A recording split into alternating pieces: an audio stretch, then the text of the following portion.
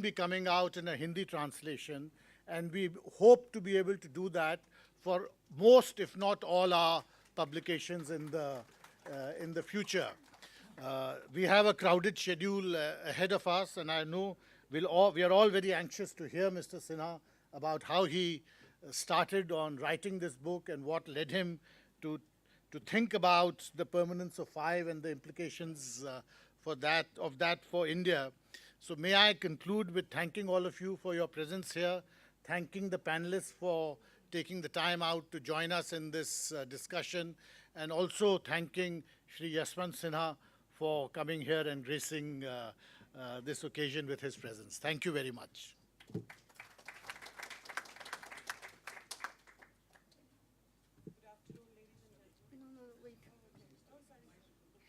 May I now request Ambassador Dilip Sinha to give his remarks?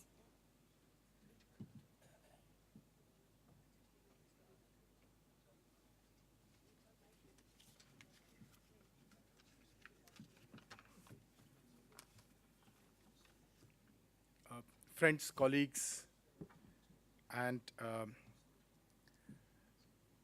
essentially friends and colleagues here, and my respected seniors here, it is such a great honor for me to have all of you here. I don't want to name anybody by name because each one of you is extremely important for me, and the fact that you have taken time out today in this fairly inclement weather to come all the way here for my book release is a great honor for me. I'm especially grateful to the panelists for having gone through the book and having agreed to come and discuss the book here today.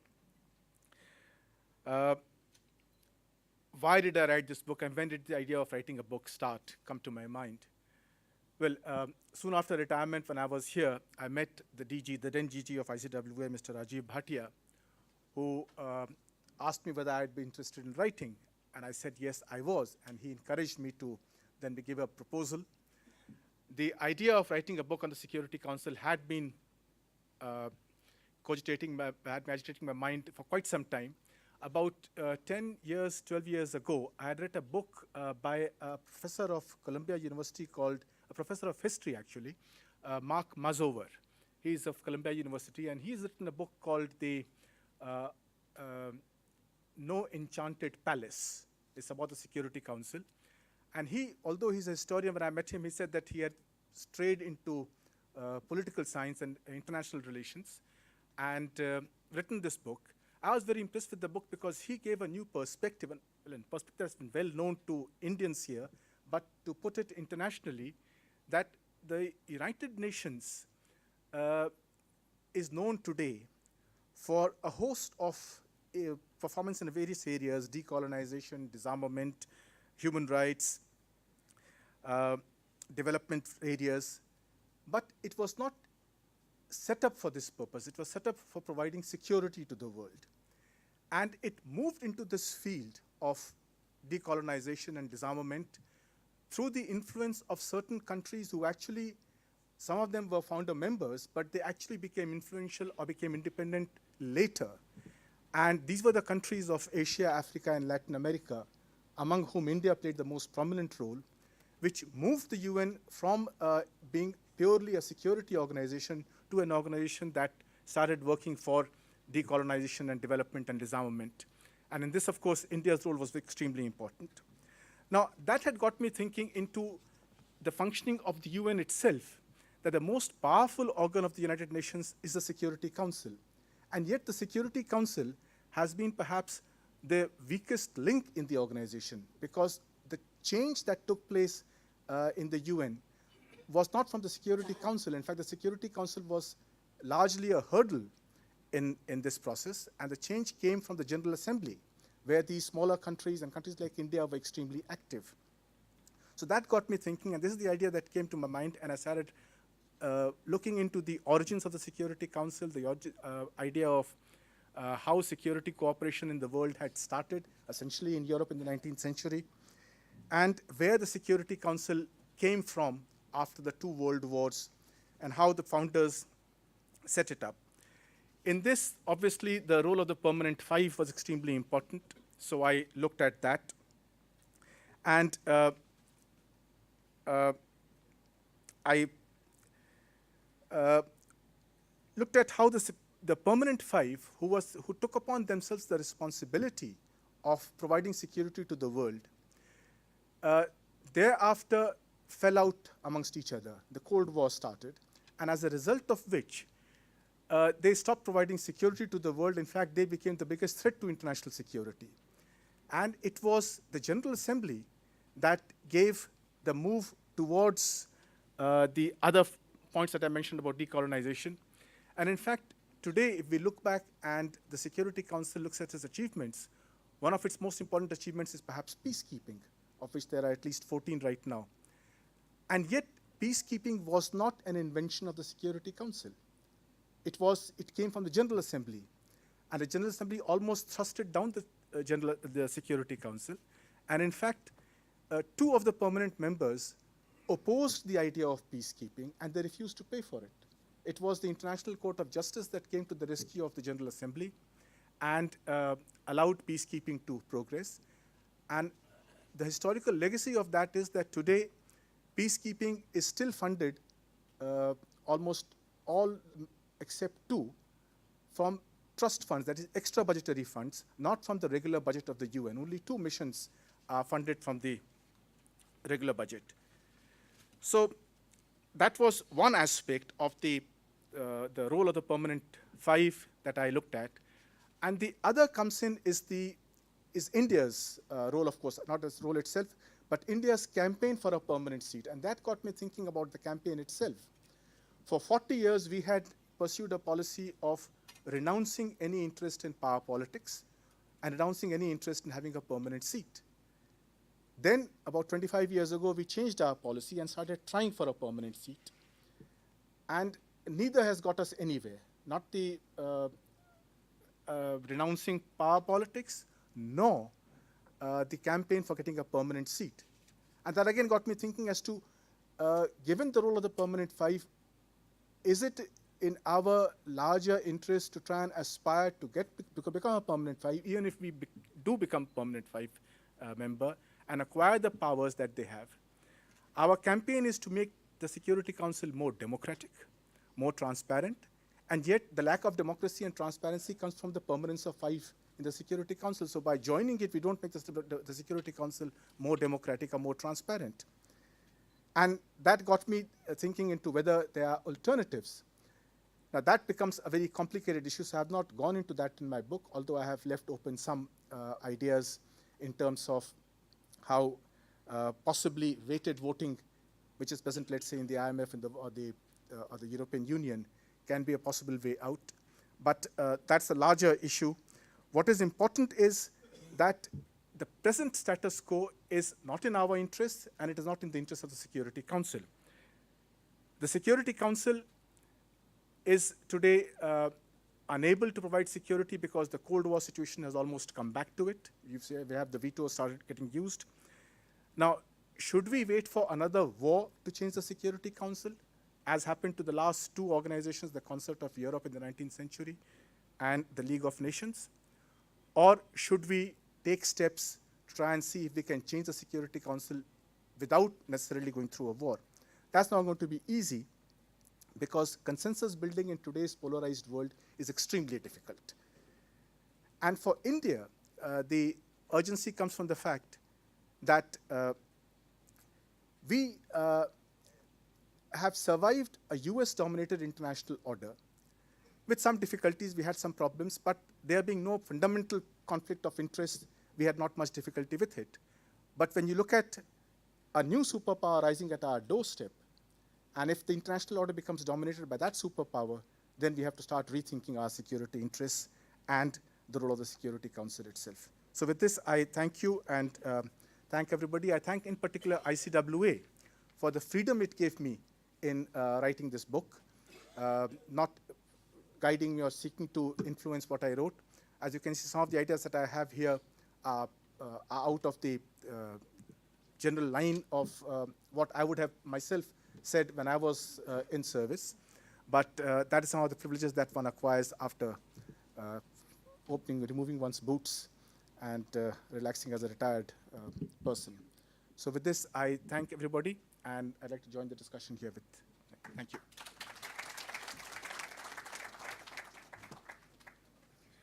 I now request Ms. Jyoti Malhotra to kindly conduct the proceedings.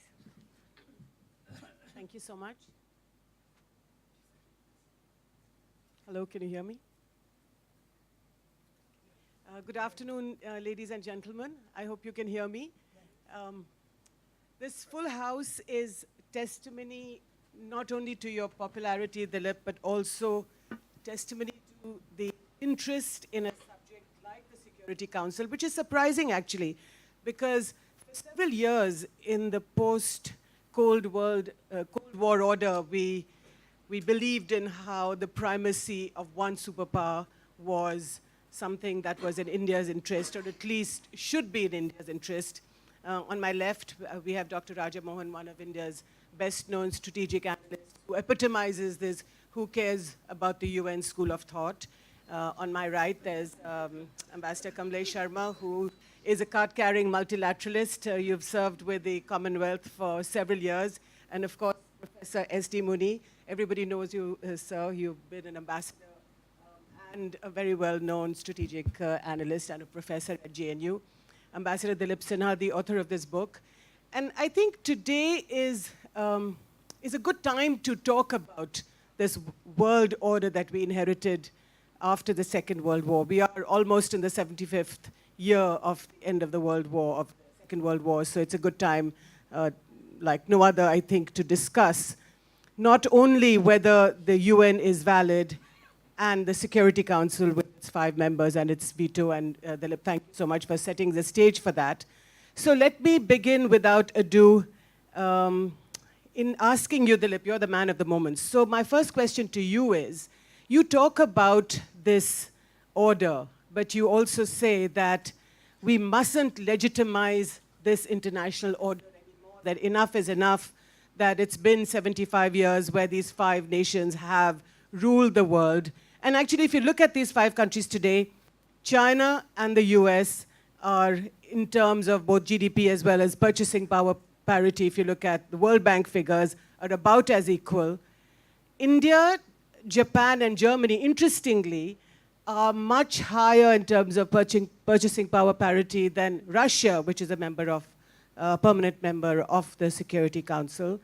And Britain has been reduced to a small island in Western Europe, especially after its exit from Brexit, and then we have France. So why would you challenge this order today? Well, as I mentioned, we would like to challenge it simply because we don't figure in it. And there is no way in which we can get into it unless the permanent 5, each of the permanent 5, admits us. Now, to get into the Security Council as a permanent member, you require 2/3 majority in the General Assembly and a majority in the Security Council, with each of the permanent 5 voting for you. So any of the permanent 5 can block it, and we know where the objections are coming from. Where are they coming from?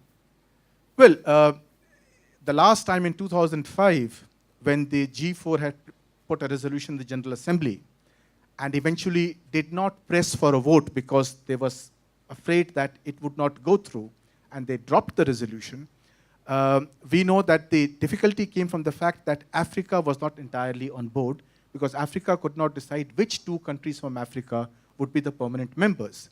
But the problem did not come from Africa. I have, from my experience and from the experience of other people, we know that 2 superpowers were at that time, 2 permanent 5, were extremely active in Africa, trying to tell them not to support the G4 resolution.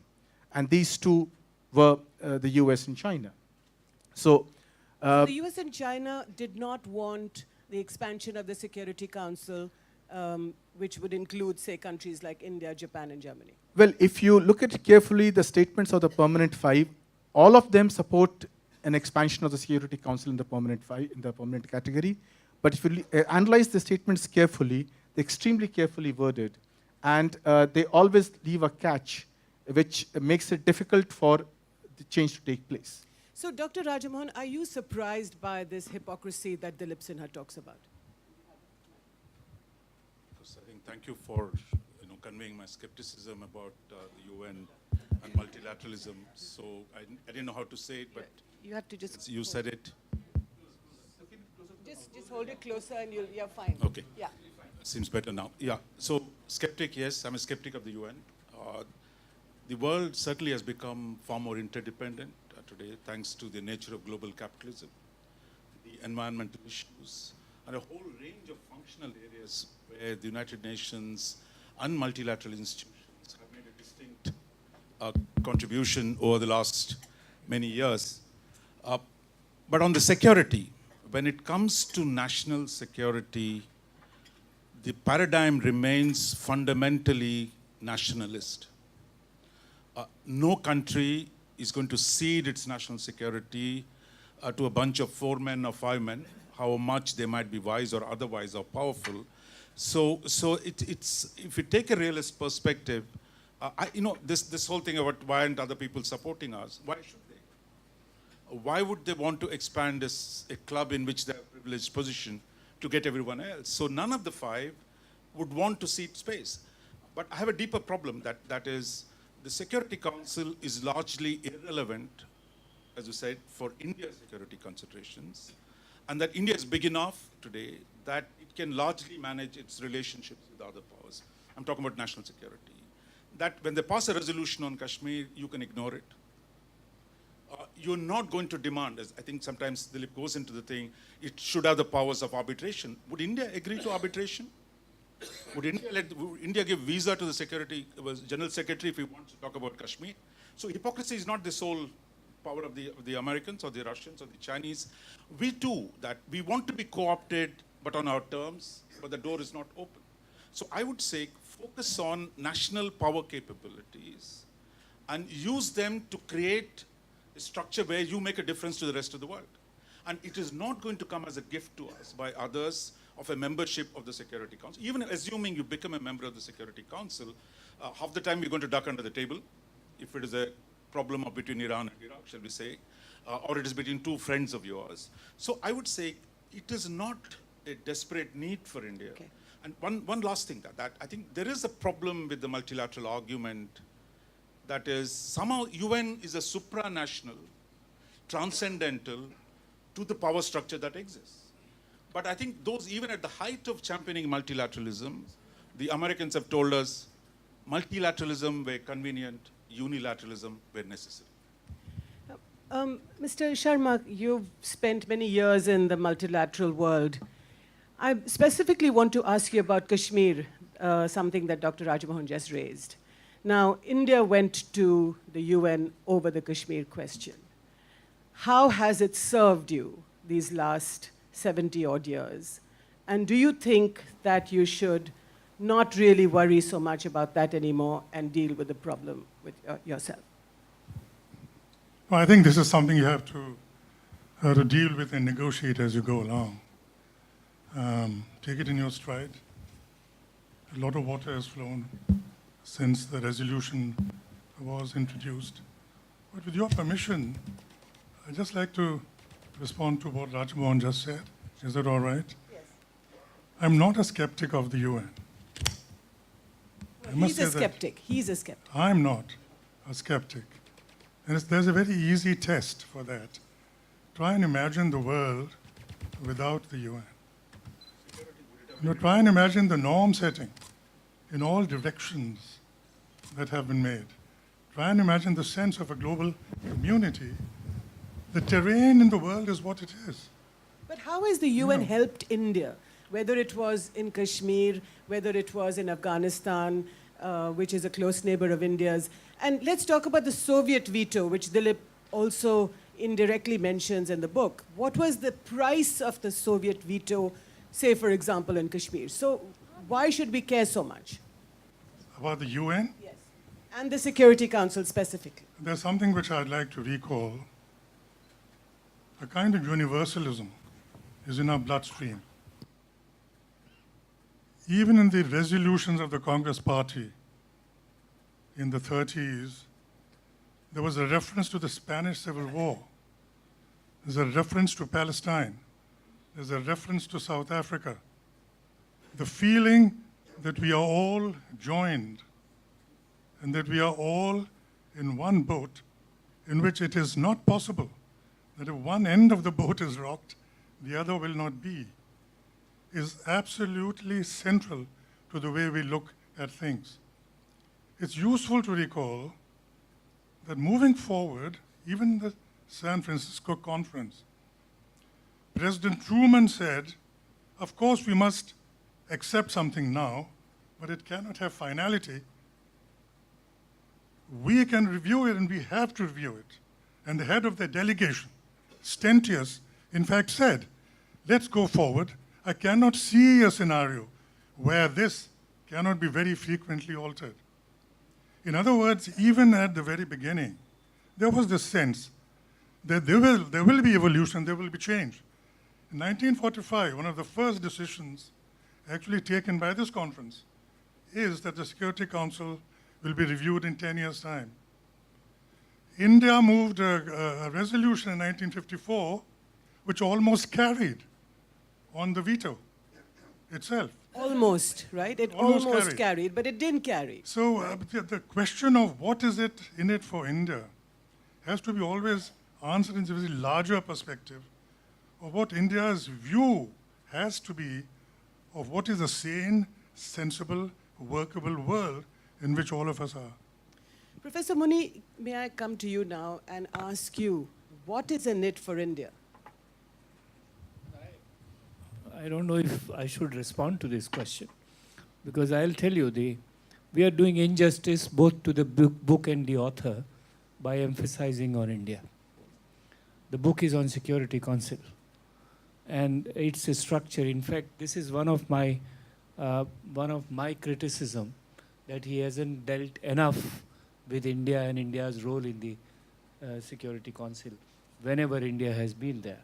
So I don't think we should look at the United Nations or Security Council primarily and solely perhaps from the point of view of India. There are many other institutions which are not delivering us. Shall we go on complaining about 1, 2, or 3? Therefore, I come back to the point that United Nations, I mean, your first question that why this system should go, you asked the author. It should go largely because it was an attempt to institutionalize the Second World War, which is dead and gone for a long time. At least last for 30 years, even the bipolar world, which was dominated by a large deal of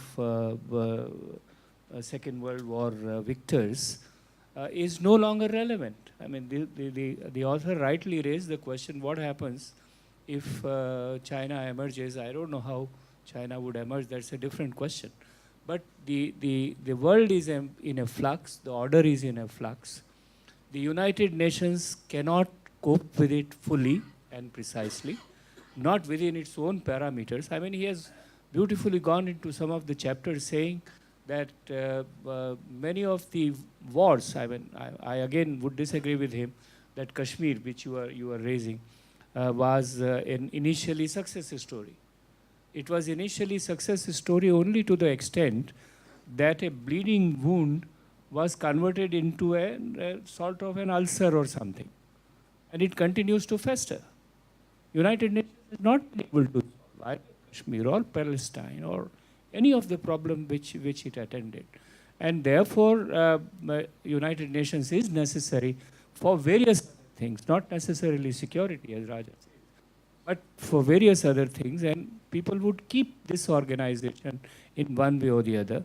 But the security structure needs to be seriously revisited and redefined.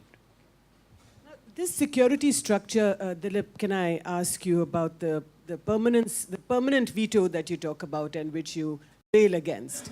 Now, tell us a little bit about the veto, and, you know, despite Professor Muni, I would like to ask you about the price of the veto vis-a-vis India.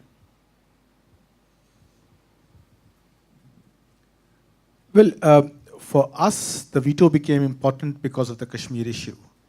And also because of, well, the Soviet Union exercised the veto 7 times for India. One was on the issue of Goa, and the other 6 were on the issue of India-Pakistan wars.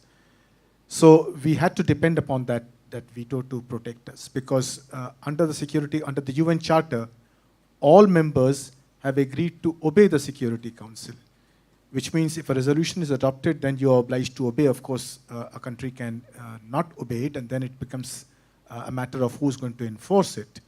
But yes, the fact that a country has a veto, the Permanent Five have, ensures that they are protected against any resolution of the Security Council for any actions that they carry out. But the non-permanent members have to depend upon one of the permanent members to protect them against the resolution. So this dependence on the Soviet Union, how did that make a difference? Well, as I said, we had resolutions against India starting from 1957, ending in 1971. 6 of them were on the issue of India-Pakistan relations or Kashmir. And one of them was on the issue of Goa, when our forces moved into Goa. And then those resolutions had to be vetoed by the Soviet Union so that they were not adopted and no action was contemplated against India.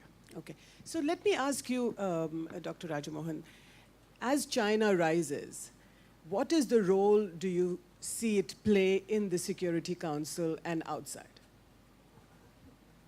I think I'm quite impressed by the way China has begun to take advantage of the UN peacekeeping, for example. It's supposed to be non-permanent members' job, Europeans, North Europeans in particular. It was a very, low security thing that small countries did.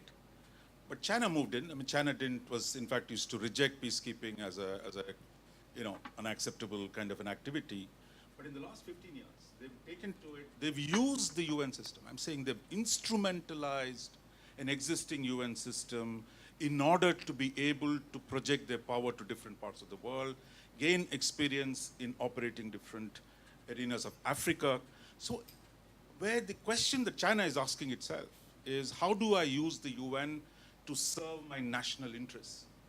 In India, I think we've tended to put the question in a reverse way, that UN is an abstraction, is for the global good.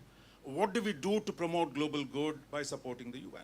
I think these are two, I think the Chinese realist tradition or power tradition essentially makes it the case of how do I leverage an existing mechanism in which, of course, they have a privileged position to their best advantage. But India is, I think, constantly trapped between an idealized version of the UN, which never existed, not even from day one, to one where you want to be part of it because it's prestigious. So I think we are constantly oscillating between two ideas of the UN.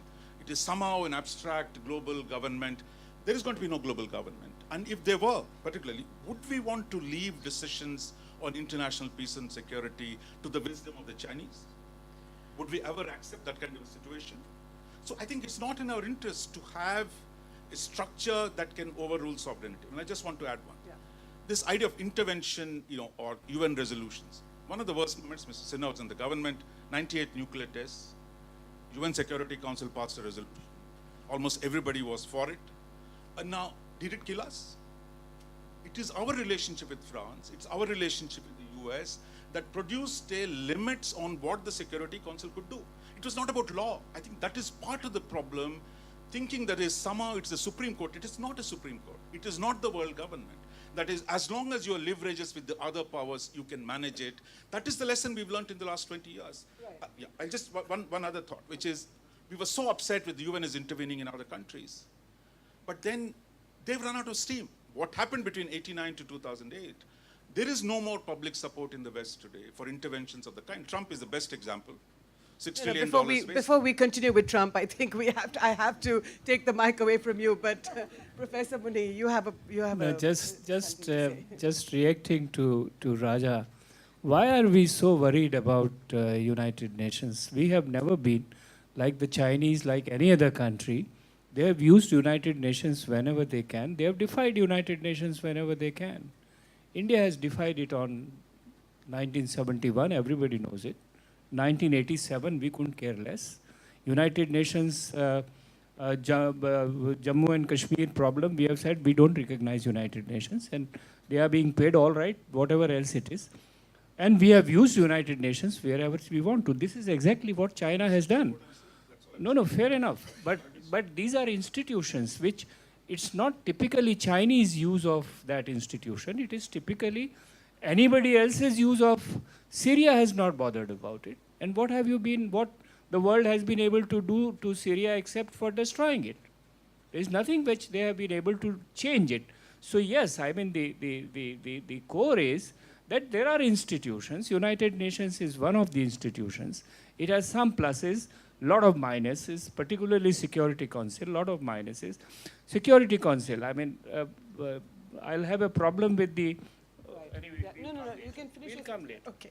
So in that case, Ambassador Kamalesh Sharma, to you, and directly about Dilip's book. His book is about challenging the legitimacy of this order.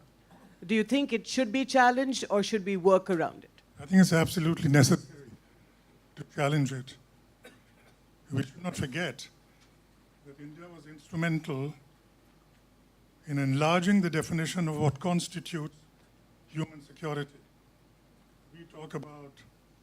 You have to put the mic next to you. You have to put the mic closer to you. We talk about the right to protect now. Yeah. Well, you must remember, it was not the Security Council which expanded the meaning of the word security for the citizens of the world, but the developing world, and India took the lead in it, and it came from the General Assembly. And now, this need is even greater than ever before. What is it that migration means for international security? What does cyber security mean? What does terrorism mean? What do all of these developments?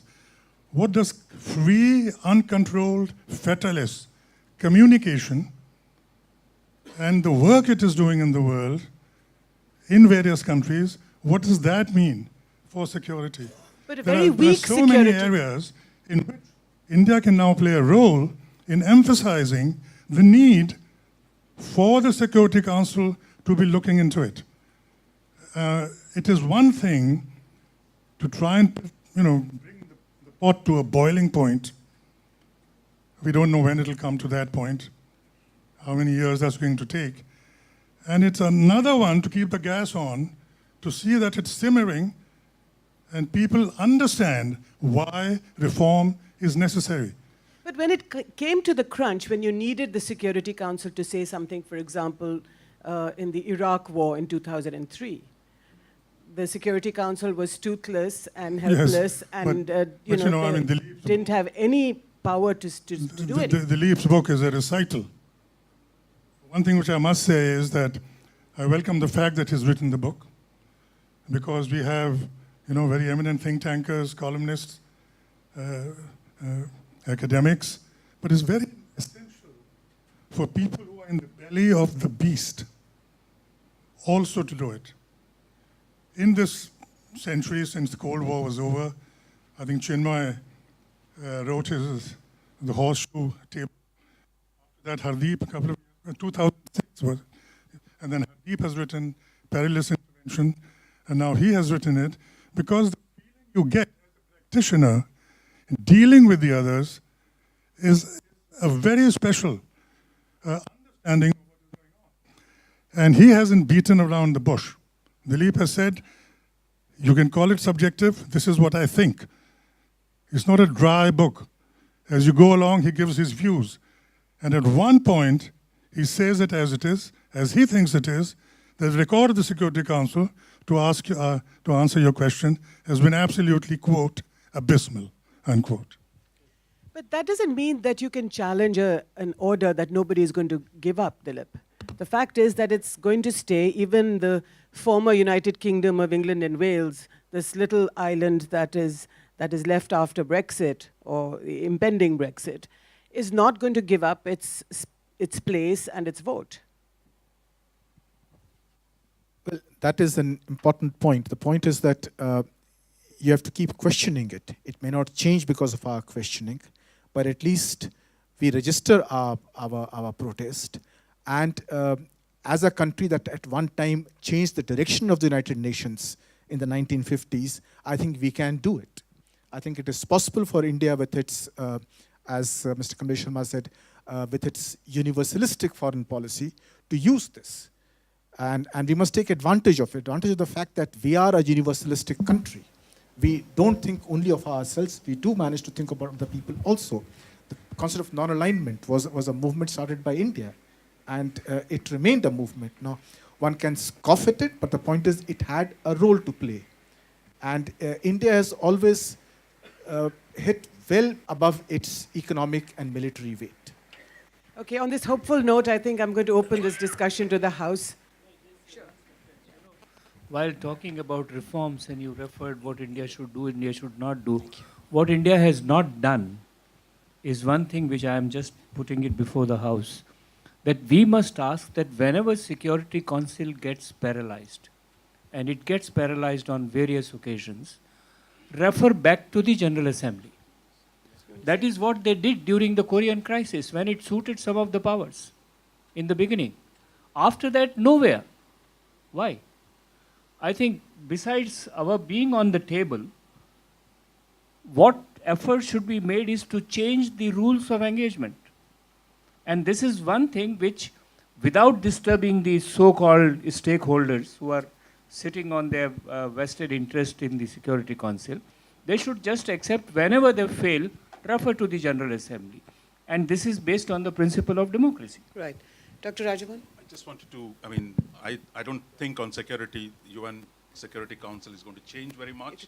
Hold it But close. the power structure of the international system will change. That will make it less central, even less than, marginal than it is today. But I think having a book, as I agree with Ambassador Sharma, someone who's taught international relations, South Asia, Indian foreign policy, both in India and abroad, we do not have enough books, basic books, explaining the Indian perspective. It doesn't have to be about India. Even an Indian understanding of different aspects of international relations. To that extent, I think anything that comes out, so I would really congratulate Dilip for that and ICWA, but that doesn't mean there is no argument that is this the central feature, should rest our hopes on UN somehow salvaging the world? It's not going to. If you start with the assumption, Right. look, it is not, you have to look after yourself, then I think Yeah. within the framework, the UN have some role, but not Okay. very much. Thank you. On this note, I'm going to open the discussion. Sir, please. Thank you, Chair. My name is Fabian, belonging to the tribe of the author, and of course others.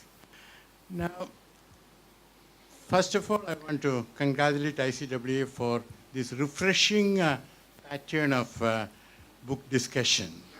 Earlier, we used to have different speakers successively. Short question, please. Yes. Now, coming to the question, I am a little intrigued by the title. Is it the legitimacy of power or the illegitimacy of power that the author is asking? Good question. Second question. Would the author like to tell us a little more about the genesis of the Permanent Five? How did they come about? And as we all know, all are equal, but some are more equal. So among these Permanent Five, what was the genesis? Thank Okay, I think on the second question, you'll have to read the book, buy it. On the first, perhaps, Dilip? Well, as I said, the Security Council is based on power. And that explains the point of the veto also. What the Charter says is that all decisions of the Security Council will be taken by a majority, the numerical majority, and the concurring vote, it says, of the Permanent Five. Now, the Permanent Five decided that they were the victors of the Second World War because they were the Allied powers. In fact, they were called the United Nations. The word United Nations was used first in 1942 for the Allied powers. India was one of them at that time. And they said that since the Security Council was supposed to provide security, then these five powers would have to remain united. And since they had the military power, they would provide security to the world. And they had to remain united because any differences among them would lead to a major war. So it would have to be a combined action of the five for all decisions and for all action. Go ahead. Yeah. You can ask your question. First of all, Congratulations to Dilip. My question actually in terms of the title of this book. Would you like to just say your name so that Okay, my everybody name else- is Yogendra Kumar, the former ambassador. In terms of the title of the book, I'm just wondering whether the panel would care to give comments about the 3 attempts made to reform the United Nations and UN security. So thank you. Is there anyone in particular that you'd like to? In fact, my one question was that I am uncomfortable with the title. Because legitimizing power is not the job of the Security Council, even in the way, as I understood you have described it. What actually you are saying is legitimizing the use of force and legitimizing dominance. Neither dominance nor the use of force or power, because in Security Council, there are countries sitting who actually have no power. France and Britain, comparative terms, which we are talking about. Therefore, the legitimation of power to an student of politics gives a very different notion as to how do you legitimize power on the basis of values, whatever else it is. Okay. Kamalesh, would you like to answer? Yes, there have been several efforts to reform the council, which we have alluded to. Always useful to recall as background that this was foreseen. My first observation, people tend to think that this was an afterthought by people who were aspiring to become members, and they cobbled together a coalition to do it. It's not the case. It was foreseen that it would be an evolutionary process. And it is useful to remember the 2 citations which I gave. The Trusteeship Council cannot be abolished because the Charter cannot be changed. The enemy nation clause cannot be removed. The ossification of the Charter was not foreseen. It is in this climate that all these efforts have been made. And I can think of 2 specific ones. One was what's called the G4 resolution. That was around 2005, which was introduced by the G4, but which fell on what you might loosely call the Africa imponderable, because 2 seats were provided for. They wanted 3, then they wanted another one on the non-permanent side, and of course they were being abetted in this position so that it would fall. Before that, an effort was made in, I think, 1997, when the Malaysian ambassador, Razali Ismail, was asked to prepare a report. And he gave his recommendations. But none of this went anywhere. It all ran into the sand.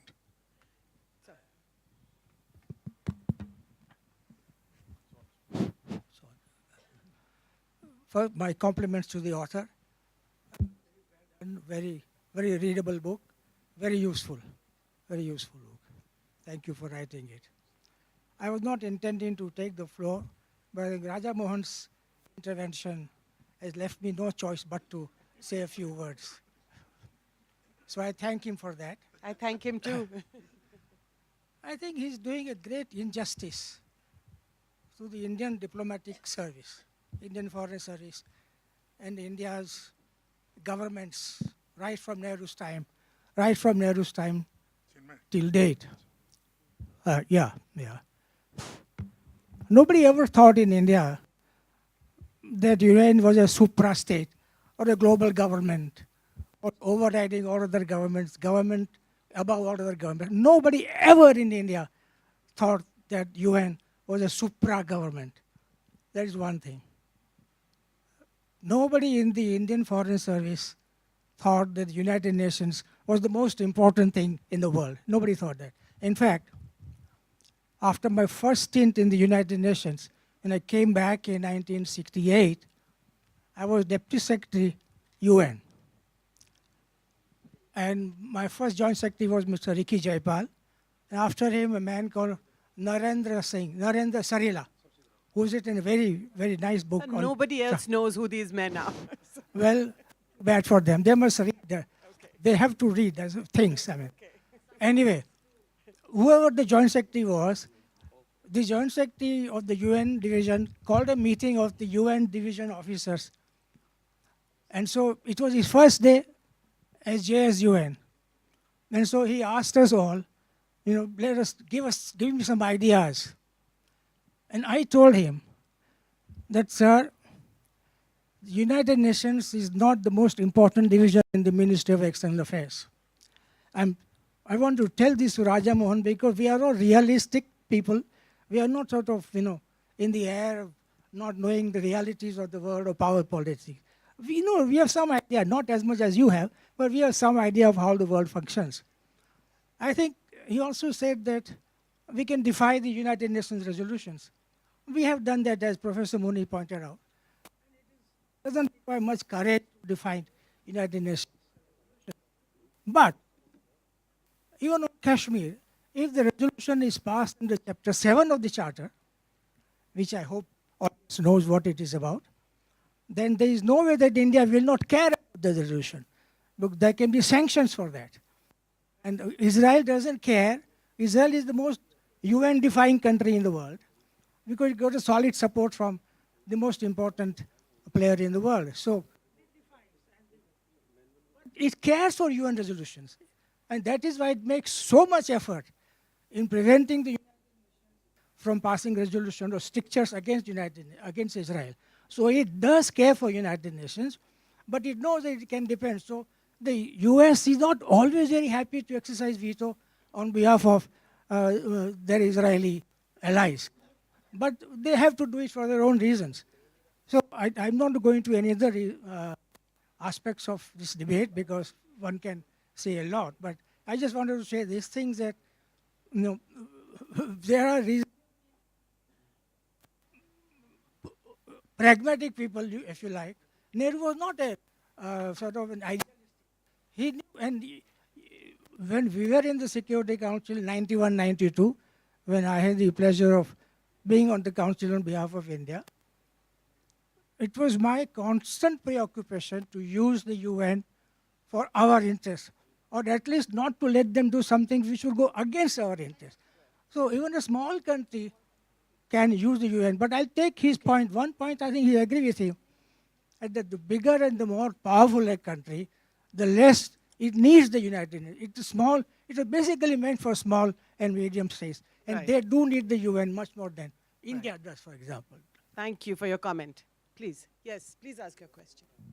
Oh, I'm so sorry. After you. Yeah. No. Why don't you just ask your question? Yeah, ask it. Yes.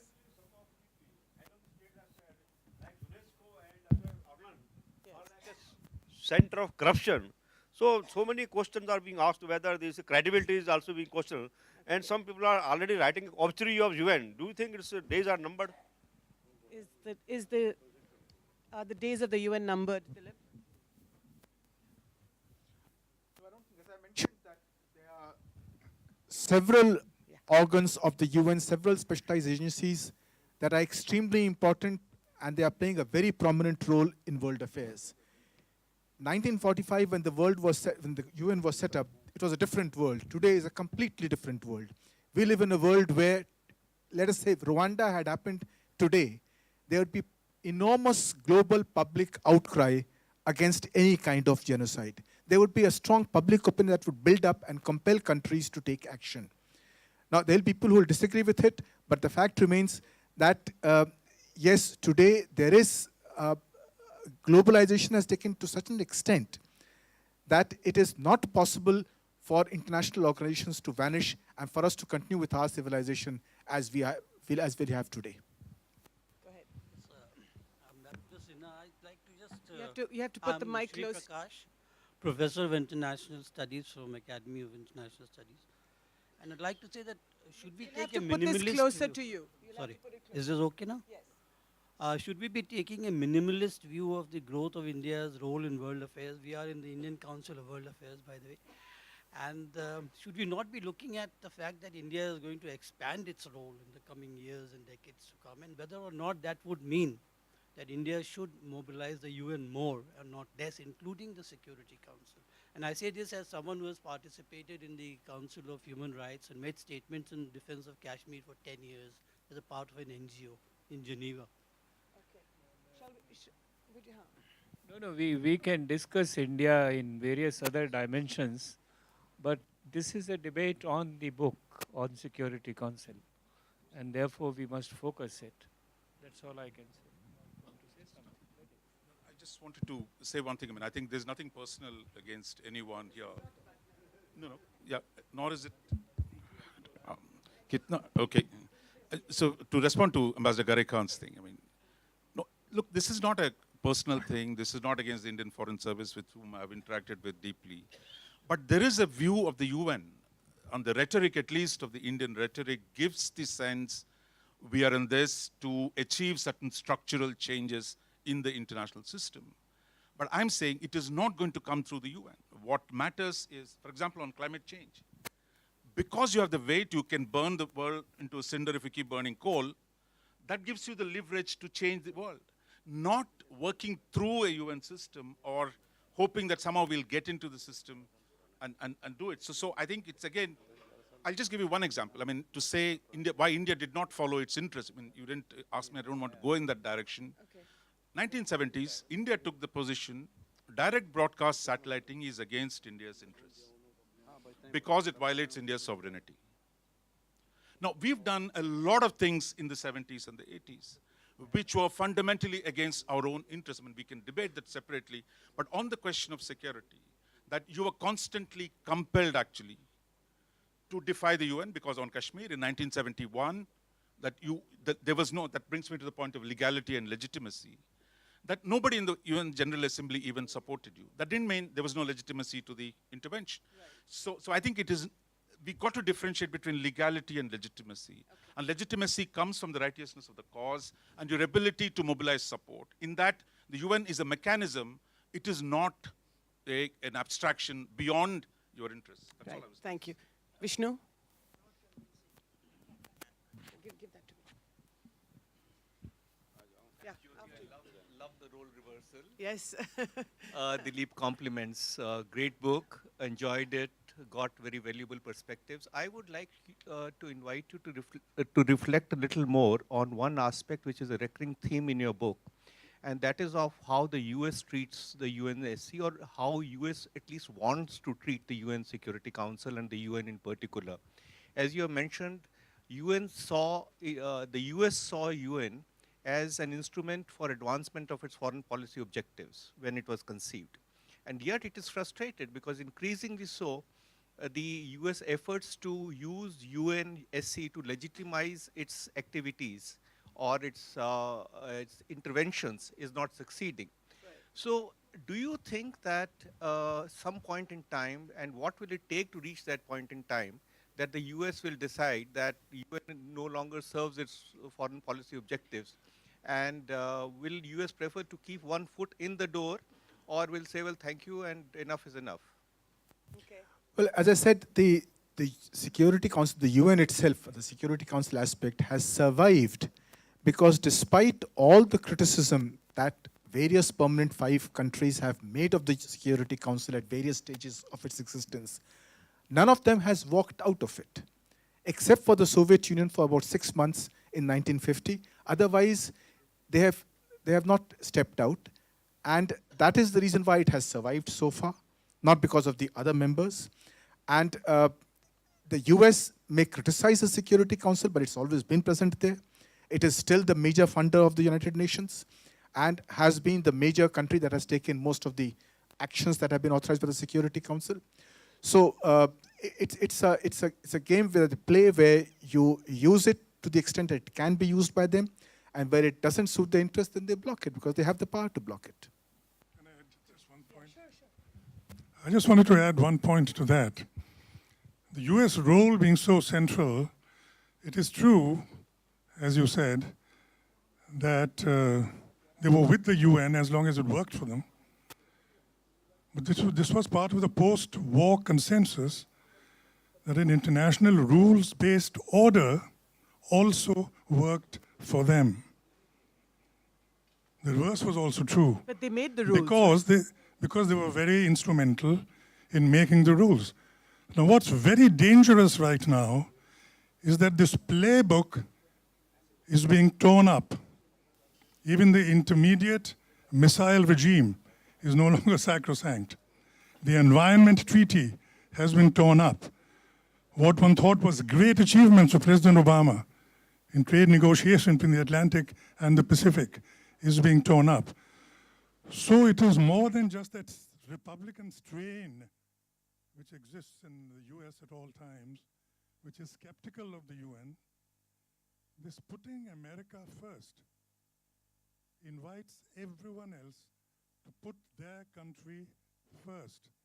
And if that what happens to the post-war rules-based system on which the UN rests? No, but I have to say here that it was not, the Chinese were not listening to Trump. The Chinese were trying to rewrite their own rules for a long time, even before Trump. So what happens in this, well, 75 years after this order, when China begins to start rewriting the rules? Dilip, would you like to take a stab at that? That is the point I made in my introductory remarks, that our major concern should be that an international security order that we have lived with so far, we had our difficulties with, but we managed to live through it. We found our way to go through it. But the problem is that once China starts dominating it, and China so far has been one of the most peripheral of the permanent five in the Security Council, when they start dominating it, what will happen to our security interests then? Yeah, Dilip, sorry, I must apologize the outside. I haven't read your book yet. You just signed it for me, but I will, and we'll take this up separately. What intrigued me was your comment about the world being so different today that if there was another Rwanda, the world would sit up and perhaps do something. I'm not sure if that's entirely true. We've got Yemen, which is in a shambles, and it doesn't seem to be getting any better from what one sees in the media, at least. The other point was what came from the remark that Raja just made about legality. I'm intrigued by legitimacy that is supposed to logically lead into legality, because one assumes that Chapter 7 was introduced because it is a legal instrument. I mean, Chapter 7 cannot be ignored by any country in the world. If it's under Chapter 7, countries legally have the right to go in and do what they have to under the Security Council resolutions. So legitimacy is being legalized in certain cases. My point is that if India comes into the United Nations Permanent Security Council as a permanent member, do you think it will legitimize, along with Brazil, whoever else, do you think it will legitimize the Security Council further? And do you think it is possible that that may eventually legalize more of the Security Council actions to create a better world in terms of security? Well, it certainly will, because, as I said, the idea that 5 members are permanent members and they have the veto is essentially undemocratic, and it is based on the principle of power. Now, when India tries to aspire for a seat, then it is legitimizing that order. Now, it suits our interest. It will perhaps be certainly better for the world for India to be present over there. But will it make the council more democratic or more transparent? I'm not too sure of that. So why should you care whether it's more democratic or not? As long as you're the inside. Well, it will protect our interests, but there is a larger world that we have to look at. And we must remember that, and one of the problems is that we are only aspiring for it so far. For the last 25 years, we've been trying for it, and we have made no progress. We are exactly where we were in the early 90s when we started our campaign. And that's primarily because to get to that position, the permanent 5 did it at the end of the Second World War. But we have to convince 2/3 of the General Assembly members to vote for us, and then convince the permanent 5 that they must open the door for us. So it's better to burn the house down. Okay, go ahead. Sir, I'm Suyog Mishra, a student of St. Stephen's College. Sir, I have a question. Sir, as the primary concern of UN was the global security, and dominance of P5 has undermined this issue. So is it possible for India and other countries to set aside these P5 nations and set up a new global order or look for a new institution? It's to Mr. Sinha, right? Yes. Well, one of the points that if you look at the permanent 5, and their dominance of the world in 1945 as compared to the dominance today, you will find that they remain the world's biggest military powers. They are the world's biggest arms exporters. Their share of global military spending has gone down by just 1 percentage point, whereas their share of the GDP of the world has gone down by 10 percentage points. So their power remains, and essentially a Security Council must have power as well, and that is the dilemma of the reformers, that you cannot do without the permanent five, nor can you let them be the only legitimate powers. Yes, ma'am. Please go ahead. Thank you, Dilip. I'm Parvati Iyer. I'm actually probably quite out of place here because I'm a pediatrician. But what I wanted to raise was what the other gentleman had alluded to earlier about, Dilip, what you mentioned, that it's a changed world and that there's, would be an outcry if you have genocide. But what we have in Syria is more than genocide. It's a war on childhood. And what you have in Yemen is even worse. It's a bigger war on infants and babies. And from what I can perceive as a pediatrician is that some countries seem to be more equal than others, and the rules don't seem to apply to one and all. I mean, what do you have to say to that? It's extremely distressing, the images that you see of how, the war on childhood keeps going on and on, as Lisa Doucette puts it. Thank you. Ma'am, we like pediatricians, so thank you so much for your question. Dr. Rajman?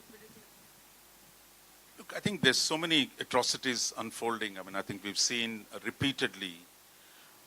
But it is the belief, I think that's the problem. It's the belief that somehow the UN is going to do something about it. I think essentially is based on two assumptions, that somehow UN is the consciousness of the world, therefore it is going to get upset by a situation and is going to act on that basis. It's not. Once you recognize it's a political body where their particular national interests are what going to determine, Russia is going to defend Assad what may, at least for now. The Americans and others, the Saudis, the Iranians, everybody supporting their own militias. Now in that, the UN, the five are never going to agree. So I'm not frightened by the five as a permanent, because it's only for a short period that they seem to be on the same side. That's not because they all agreed on everything. Between 89 and recent, till 2008, Russia was licking its wounds. China was not still a great power. So the Americans could do what they wanted. But today they can't. So it is going to be stymied. If we all agree, there's going to be a return of great power competition has happened. So the five are going to neutralize each other themselves. But did anybody raise the voice against 1971, what was happening in Bangladesh? India defied the world opinion to do something. So it depends on a particular context. So don't hold your breath for the UN system to act and save people who are in a crisis. And what little there was on the humanitarian intervention, today the exhaustion with interventions is going to make it even less likely that the powers which have the capacity will actually intervene to save everyone who is in any mortal danger. That's a very cynical thing to say. I think just a little caveat to that. I think we have to be a little careful not to confuse the fact that there has been a shortfall in achievement with the fact that it is not worth attempting it.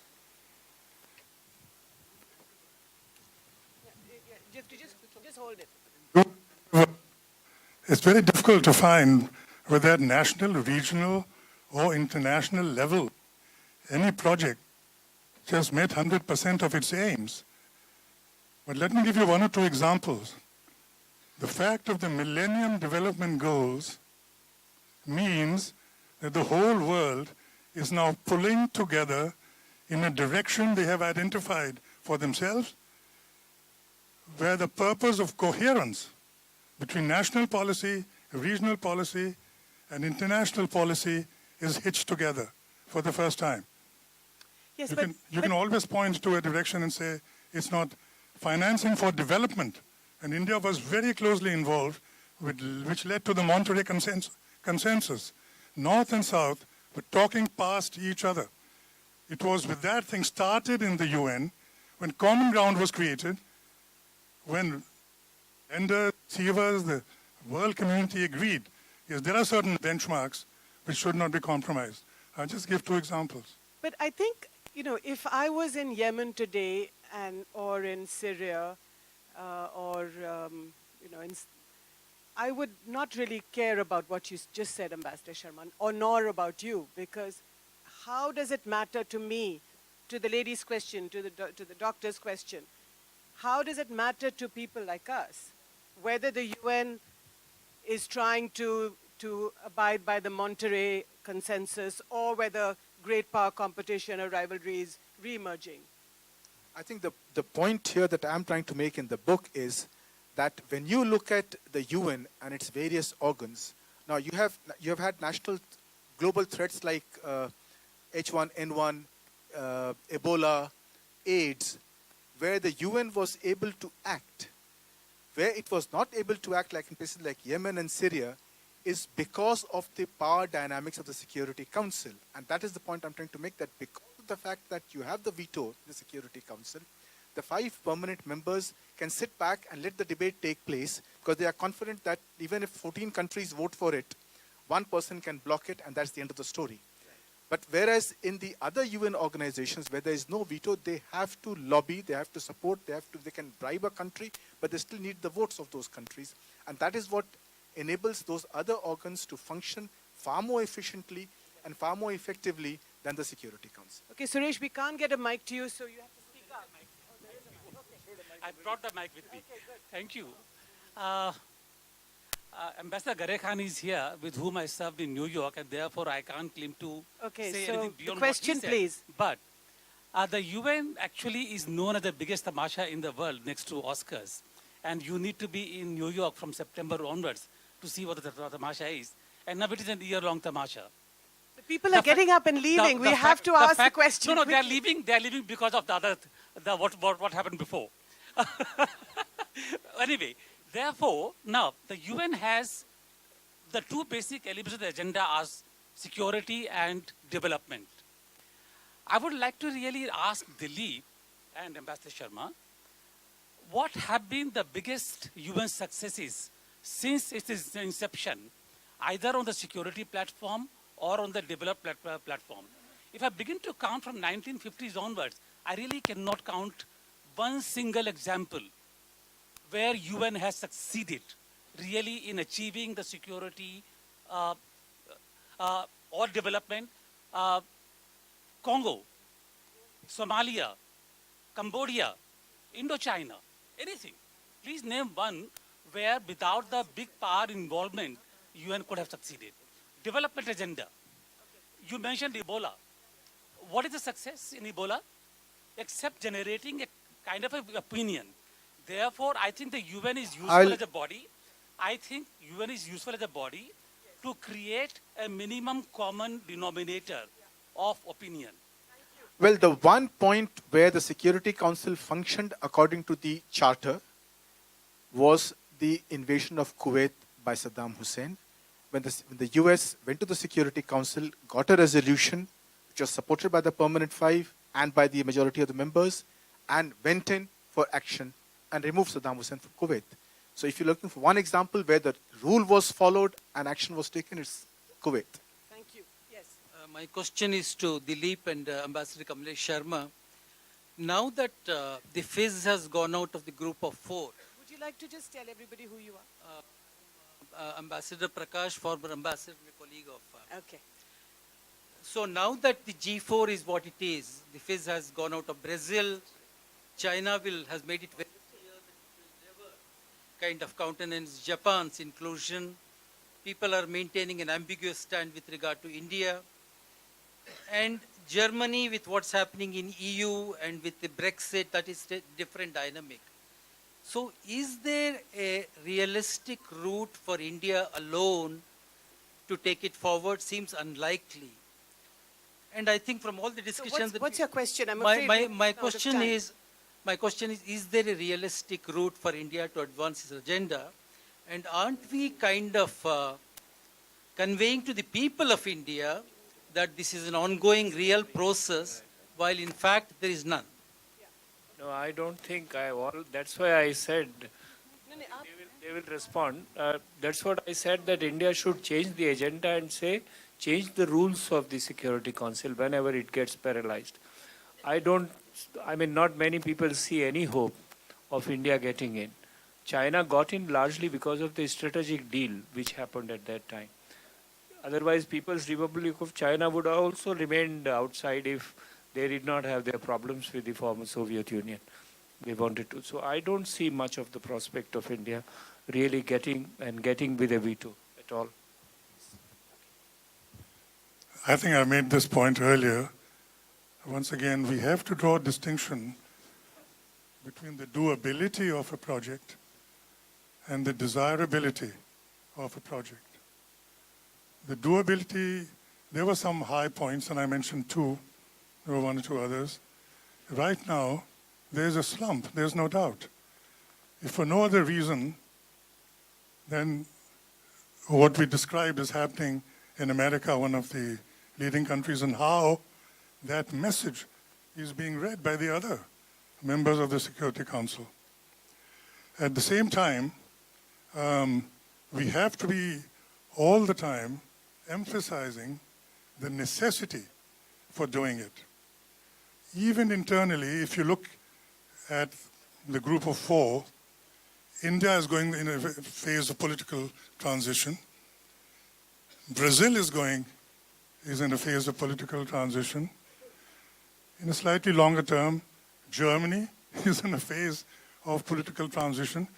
It's not as if even those who floated this group are in a stable situation. They also move. So right now you have, it's true, we have a pincer movement, which is that neither side is really equipped in a manner in which this debate can be carried forward. But in his book, Dilip has mentioned, I mentioned only 3 or 4 of the items which are impinging upon the world community collectively, for which no collective answers are being found, which is forcing us to redefine the definition of security and well-being. And we're talking about failure when boatloads of people are endangering themselves in their lives to just leave where they are. And that is their sole purpose in life. Obviously, there is a giant failure.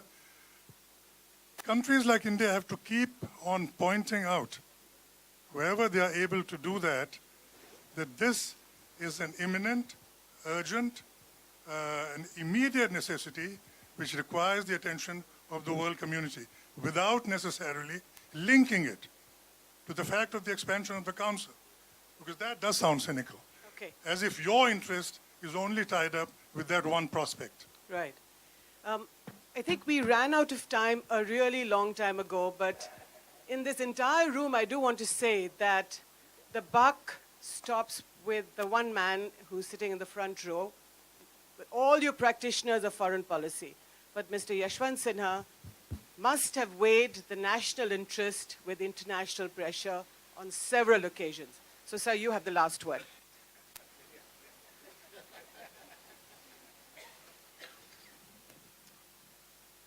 I basically came here to collect some gyan, not to dispense it from my side. But we heard the discussion. It's been very useful, and my compliments to Dilip. You have the Foreign Service Parivar. The Sinhas also are a Parivar. So I am here in both capacities. But as far as the UN system is concerned, it is failure, I think, is writ large. The successes are few, failures are many. But it is there, therefore we have to carry on with it, make the best use of a bad organization, if I may put it that way, and disregard it whenever it does not suit our interest. So that, in summation, is my view. Thank you. On this happy note, thank you so much to the Indian Council of World Affairs, to Dilip Sinha, Ambassador Sharma, Dr. Raja Mohan, Professor S.D. Muni. Now, I take this opportunity to thank our panelists for an insightful discussion. I would also like to thank Ms. Jyoti Malhotra for moderating this session. And I also take this opportunity to thank Ambassador Dilip Sinha and Dr. T.C.A. Raghavan for their remarks and our audience for their valuable participation. I would request everyone to join us for tea in the foyer. Thank you.